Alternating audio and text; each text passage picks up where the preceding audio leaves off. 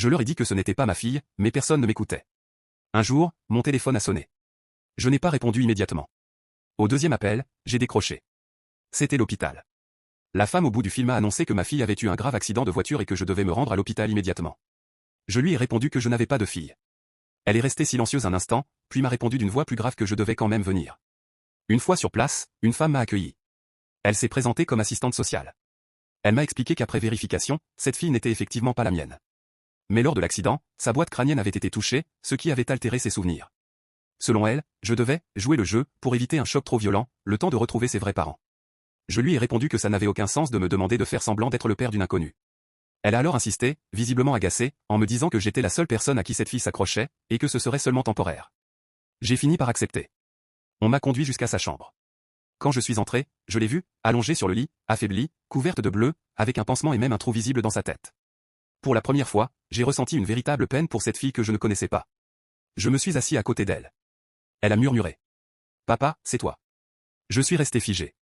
Quelques minutes plus tard, je suis sorti de la chambre et j'ai demandé à une infirmière si ses parents avaient été contactés. Elle m'a répondu qu'ils n'avaient pas donné suite aux nombreux appels de l'hôpital. Les jours suivants, je venais la voir après le travail.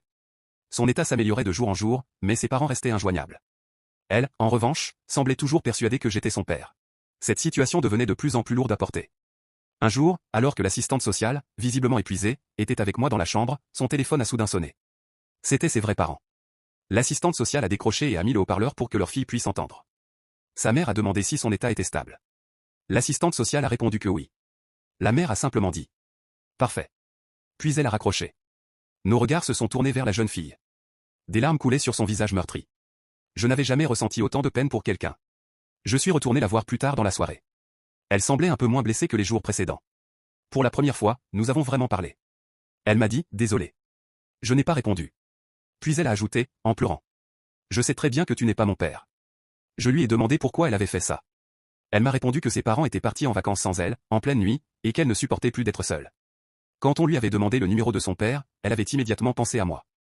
C'est à ce moment-là que j'ai eu un déclic. Elle était l'une de mes anciennes élèves. Léa.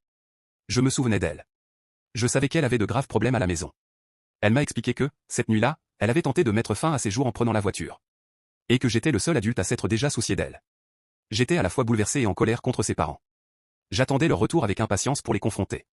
Finalement, une semaine plus tard, ils sont venus à l'hôpital. Et cette fois, c'est moi qui les attendais.